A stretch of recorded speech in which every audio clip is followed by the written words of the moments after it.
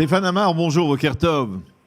Bonjour Daniel. Alors, nous souhaiterions avec vous essayer de mieux comprendre un peu ce qui va se passer si Binyamin Netanyahou va au bout de sa démarche d'annexion ou d'instauration de la souveraineté israélienne sur la vallée du Jourdain et sur une partie des implantations juives de Judée et de Samarie. En particulier, on va dire sur ce qui risque de se passer dans deux secteurs. D'abord, chez les Palestiniens, est-ce qu'il faut prendre au sérieux ces menaces, on va dire, proférées régulièrement ces derniers jours par les responsables palestiniens, de création d'un État, d'arrêt de la coordination sécuritaire et de risque de violence, de vagues de violence sans précédent dans l'histoire du conflit israélo-palestinien. Et puis également, puisque vous connaissez bien ce secteur, le secteur arabe, comment va-t-il réagir à votre avis à une telle démarche? Quel peut être l'impact d'une telle décision par le gouvernement israélien? Alors je pense qu'il ne va pas en vérité se passer grand-chose. D'abord, pour les habitants de ces régions, la réalité elle sera exactement la même.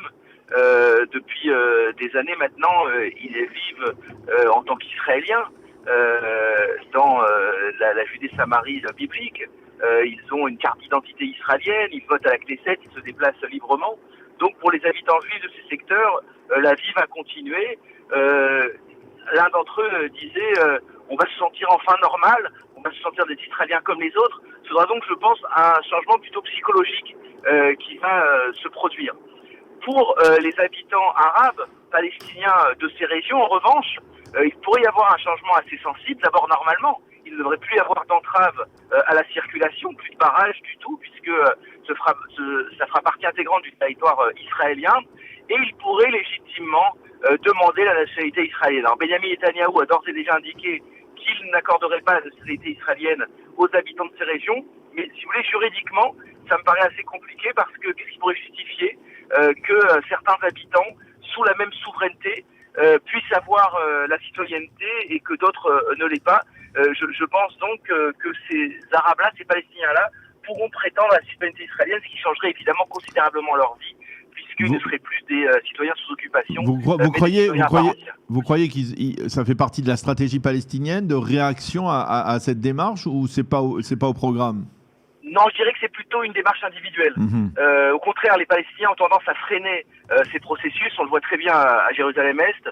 Il y a beaucoup de Palestiniens qui souhaiteraient demander la nationalité israélienne pour toutes sortes de raisons et qui ne le font pas par peur de mesures de rétorsion de la part de l'autorité palestinienne. L'autorité palestinienne, au contraire, ne veut pas que les Palestiniens deviennent israéliens, mais à titre individuel, bien sûr, beaucoup de Palestiniens souhaitent obtenir les papiers israéliens pour avoir évidemment une vie beaucoup plus normale et beaucoup plus proche de celle des Juifs du pays et des autres Arabes d'ailleurs qui ont la nationalité israélienne.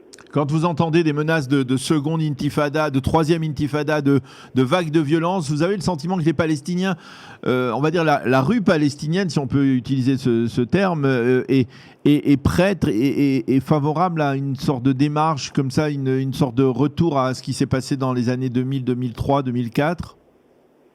Alors non, très très clairement non. J'étais à Naplouse la semaine dernière. J'étais à la fois dans la ville de Naplouse et dans le camp de réfugiés de Balata qui se trouve près de Naplouse. J'ai donc rencontré toutes sortes de populations palestiniennes. L'autorité palestinienne avait ce jour-là organisé un meeting contre l'annexion. Il y avait seulement quelques dizaines de personnes qui se sont déplacées.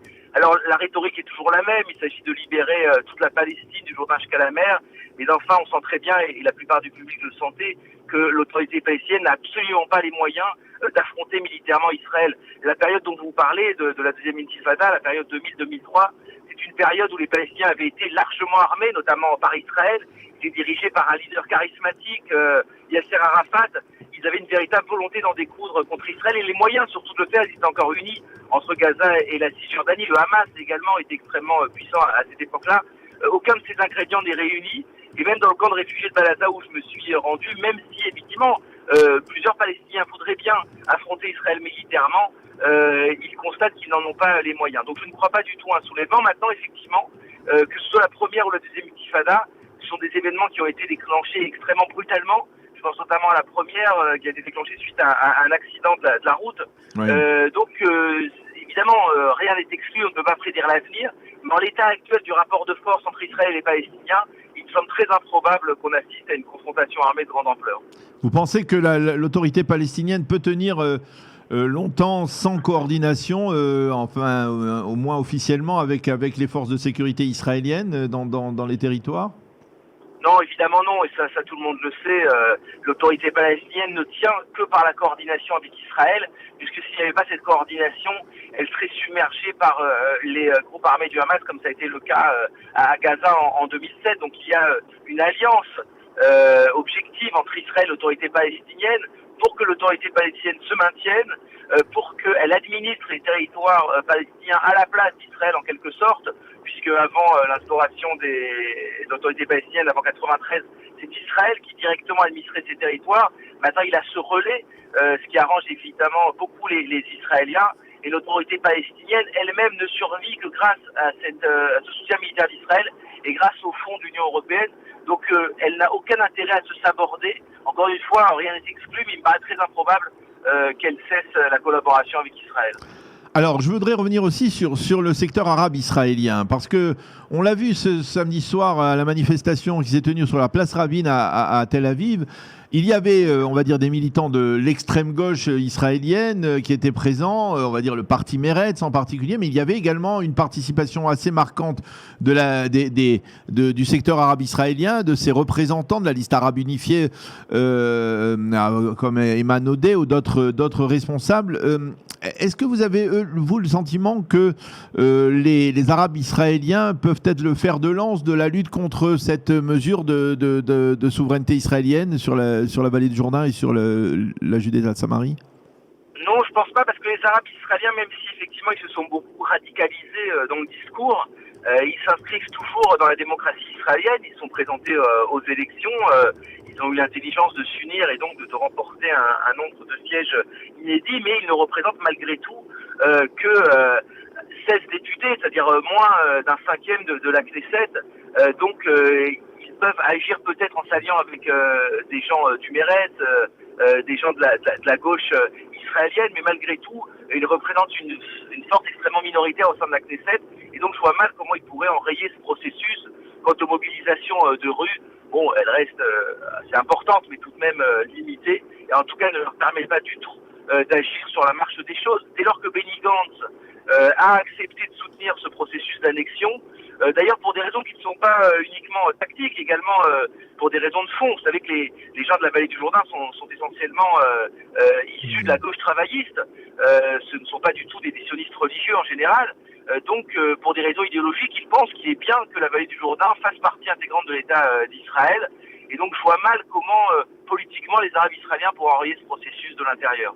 Mais tout de même, vous avez vu ces images qui étaient plus pour certains choquantes de l'hymne national palestinien, les drapeaux palestiniens qui ont été brandis sur la place Rabin. Comment vous interprétez cette démarche? Est-ce que c'est quelque chose de nouveau? Est-ce que c'est porté par le fait que justement pendant cette crise politique d'1 an et demi, eh bien les Arabes israéliens ont reçu une sorte de légitimité à s'impliquer plus, on va dire, dans la vie de la société israélienne et dans le débat politique en Israël? Non, c'est pas nouveau. On se rappelle des émeutes de 2000 dans le Wadi Hara. On se rappelle aussi du Sheikh Raed Salah qui est en perte de vitesse, mais du mouvement islamique israélien d'Oumael Fahem qui affichait clairement sa proximité avec le Hamas palestinien. Mais quand même, chanter l'hymne national Baladi sur la place Rabin, c'est quand même assez rare. Alors, ce qui est peut-être nouveau, effectivement, c'est l'attitude des autorités israéliennes par rapport à ça, et notamment l'attitude du système judiciaire israélien. J'avoue que je suis assez étonné que la Cour suprême israélienne ait autorisé même à se présenter des gens qui ouvertement tressent des louanges au Hezbollah ou appellent à la disparition d'Israël en tant qu'État juif. On se rappelle que la Cour suprême a invalidé Meir Kahana en son temps parce qu'il contrevenait au caractère démocratique de l'État d'Israël, mais en revanche, contrevenir au caractère juif de l'État d'Israël, apparemment, ça ne pose aucun problème. Et ça, effectivement, ça pose un vrai problème judiciaire. C'est du simple du point de vue du droit. Ce type de manifestation anti-israélienne au cœur même de Tel Aviv devrait être interdite, tout simplement. Il ne s'agit pas, je dirais, d'un problème des Arabes israéliens. Il s'agit d'un problème de la société israélienne en général et du système judiciaire israélien, de la police israélienne. dont on s'étonne qu'elle n'intervienne pas dans ce genre de manifestation. Il est évident que c'est contre la loi israélienne. Il s'agit simplement de faire respecter la loi. Il n'y a pas du tout là de considérer une radicalisation des Arabes israéliens ou pas. Il s'agit juste d'un affaiblissement, d'une création, on va dire, de zones de non-droit à l'intérieur de la démocratie israélienne. Et ça, c'est évidemment un problème que la démocratie israélienne doit prendre à bras-le-corps. Alors, je voudrais avoir votre appréciation sur la démarche de Binyamin Netanyahou. On le voit, on a le sentiment qu'il y a de plus en plus d'opposition à ce plan d'annexion ou de souveraineté israélienne, et surtout une opposition qui se consolide du côté des habitants juifs, des responsables du conseil de Yesha, de Judée de Samarie. Vous pensez que c'est une erreur de leur part de s'afficher avec autant d'opposition à un tel plan? On parlait là de radicalisation des Arabes israéliens. Il y a aussi une radicalisation du côté des gens des territoires. Il est évident qu'en l'état actuel du rapport de force démographique, il serait complètement suicidaire pour Israël d'annexer l'ensemble de la Judée-Samarie, parce qu'il s'agirait d'annexer 2 millions et quelques de Palestiniens, de les intégrer dans la démocratie israélienne, donc de leur donner le droit de vote.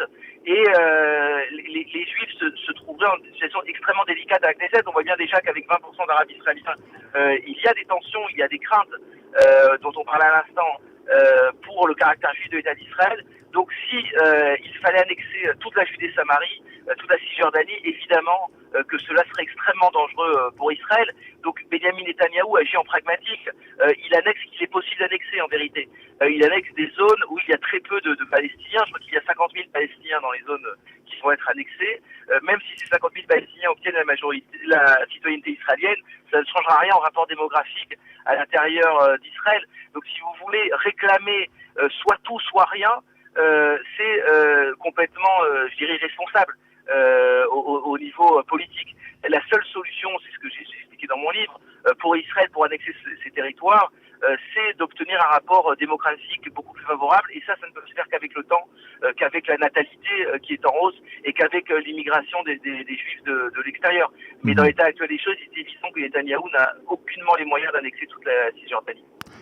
Eh bien, Stéphane Amar, merci beaucoup de nous avoir aidé à mieux comprendre, on va dire, cette démarche et la répercussion d'une telle démarche, on va dire, en particulier chez les Palestiniens et dans le secteur arabe israélien. Merci d'avoir été avec nous. Je rappelle que vous êtes l'auteur de 2 ouvrages sur le conflit israélo-palestinien, Les meilleurs ennemis du monde, si je ne m'abuse, et corrigez-moi si je me trompe dans le titre. Et puis, pourquoi l'État palestinien ne verra pas le jour? C'est votre dernier ouvrage sur, bien entendu, ce grand dossier de la création ou non d'un État palestinien. Merci d'avoir été avec nous ce matin. Bonne journée, Stéphane. Merci, Daniel. Bonne journée. Au revoir.